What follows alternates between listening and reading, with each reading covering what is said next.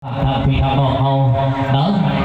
จังสีเดียวพี่น้องเลยเนาะสาวเสียงหัวเขาพี่น้องเนาะอากาศหนาวพี่น้องเองจะเป็นคำเพิ่มน้ำมันเสาก็ดีเนาะ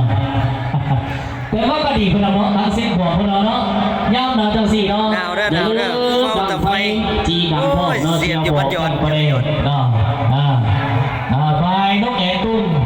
ทำก็สมหัวนี่ ดนตรีหัวใจมหาสุดนะครับใส่พี่น้องบ้านยอดหนาวหลายพี่น้องหนาวหลายเฝ้าตะไฟเนี่ย การน้ำตานี้กระซิบอะไรจะฮะเนาะจะเกี่ยวกับตัวผมบอกให้ครับผมดูการมองตรงนี้โคจะเป็นโรคโคเป็นเกียรติและชักทานเขาที่ทั้งอดีตอเมริกันโรงเรียนมอตุนนามาเนาะเลทั้งอเมริกันโรงเรียนมอตุนนามาโอ้ยโคจ่างโอ้ยสุดโคเป็นพระในตัวในการให้เกียรติของเกียรติสิ่งนี้นะการนำรับพระเนาะทั้งทางคำนี้ทั้งอดีตอเมริกันโรงเรียนเนาะมอตุนนามาเลทั้งอเมริกันโรงเรียนปัจจุบันเนาะพ่อในทางทีมงานเนาะพ่อในทางทีมงานเมื่อสุดคนเนาะโรงเรียนนามาโอเคกันทุกทางให้เกียรติเดี๋ยวเสร็จไปลงดีจากเด็กครับจังหวัดดีโดยมีอย่างสิ่งตกคุณเป็นคุณในครับมีทางน้องเขามีน้ำพิจิตใจเนาะกับมีทั้งเสียงครับเสียงรำเนาะมีเสียงเพลงทำของกระมุงเพื่อเป็นการประมวลผลทั้งอุตสาห์ให้ครับมีทางน้องเขาเป็นสารเวลาประมวลในงานของนี้เนาะก็ไปเส้นเนาะทั้งเจ้าของวง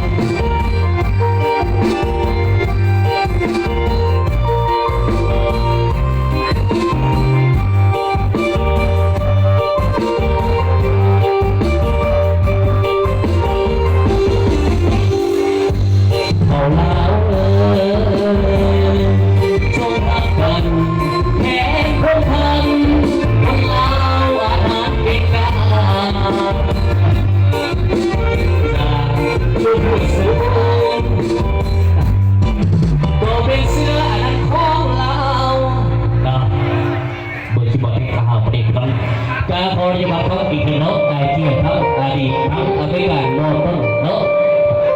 โฮงเกียนามาและทั้งอเมริกันโฮงเกียนามาผู้ปฏิบัติเนาะอดีตพ่อเดินไปทางนู้นเนาะทั้งอเมริกันโรงเรียนปัจจุบันแล้วพ่อไปทั้งทีมงานผู้จ่าเมื่อชุมชนพ่อในคณะในตอนในทางในเกียรติโดยซึ่งการเกียรติทั้งจังหวัดมงคลเพลงที่เราดีเนาะในเกียรตินับได้ใช้สวยอยู่เมืองใส่มือเมืองหัวเมืองก็ดีเพื่อกาดก็ได้เนาะบนใหญ่สวยสี่ขนาดยกเบื้องใส่ใหญ่เบื้องขวาก็เพลงกระถาสู้กาดเวทีให้เกียรติทางพี่น้องเขาจากเจตจังหวัดบัดนี้เราให้เกียรติเนาะยกจะหล่อจงเบียดนำสีทองทองสีขาวเนาะให้มันลงเพลงเราขาดจะได้มันสีมันสีมวนจะได้มันสีมันสีเมาก็ขอฝากไปทางพี่น้องเราบ่ลำบ่เลยทั้งพี่น้องเขาเนาะทั้งเทพเกศทุกภาคส่วนเดินทางปัตตานีไกลๆทางพี่ทางน้องเขาเนาะบริเป็นแต่จะเด็กจะใจทางจังหวัดใจดีบริเนาะก็ให้เกียรติน้องนำพาเนาะอดีตเป็นการโรงเรียนมอต้นนามาและพวกไม่กลางโรงเรียนมอต้นนามาปัจจุบันพวกในทางทีมงานพวกจากเขาสุขสุขพี่น้องเลยครับตัวเดียวกันให้เกียรติขอให้เสมอในส่วนเนาะจากเจตจะผ่านโปรโมทเพลงของนี้เนาะ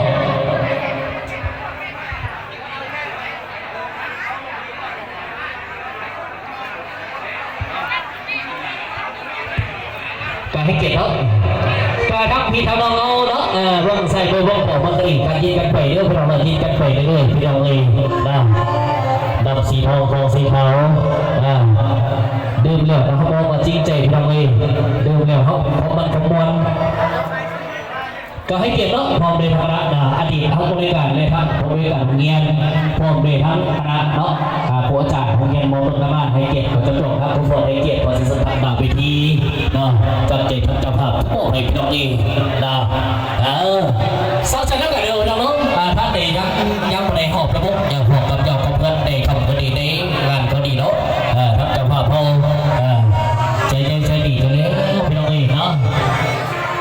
การเดินเลี้ยวให้เสียงขวางกันว่าแล้วอันไปก็เหลือเอาหัวชิงเธอเอาไม้เหลือเอามาเสื้อเฟอกินเฟอแล้วมันเป็นพี่เหลือกินเฟอมันก็เสพกันนัวเราพี่น้องนะอันได้เสียงขวางเอาไปก็เหลือต้องมาได้เสียงขวางเลยพี่น้องเออสำเนียงเสียงบอกอันไปก็เหลือกินอันเหลือเสียงขวางก็ได้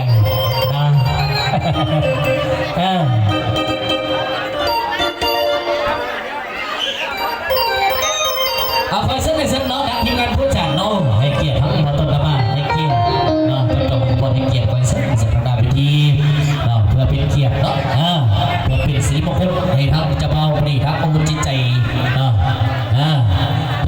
เท่าไหร่เนาะเพิ่นสิโมงก่อต่อเขตเพิ่นเอาเนาะตามพี่ตามน้องเพิ่นเอาอื่น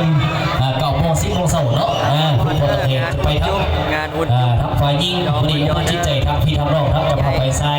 พี่น้องมา เกียรติประเสริฐครับ มา พี่น้องเขาเป็นสุด อะไรเป็นพิเศษ ในโอกาสนี้เนาะขอเป็นเกียรติเนาะทีมงานผู้จัดขอต้อนรับให้เกียรติโอ้ฮิซันเนาะในละแข่งกันนะครับเกี่ยวกับเกี่ยวกับซื้อเนาะทีมงานผู้จัดเนี่ยมาเอาไปซื้อ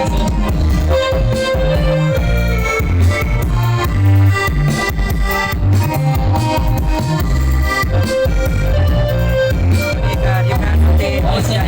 มหาชัยนะ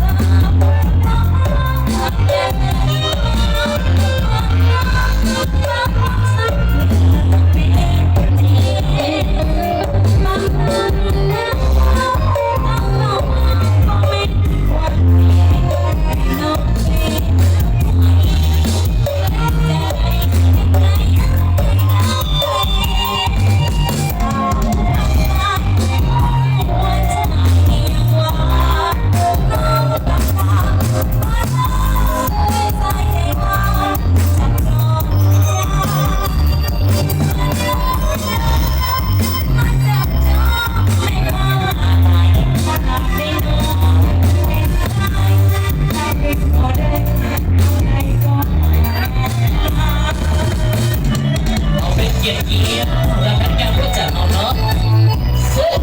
ให้สวยใส่เนาะเราให้สบายสบายใจเบิดสุดๆเลย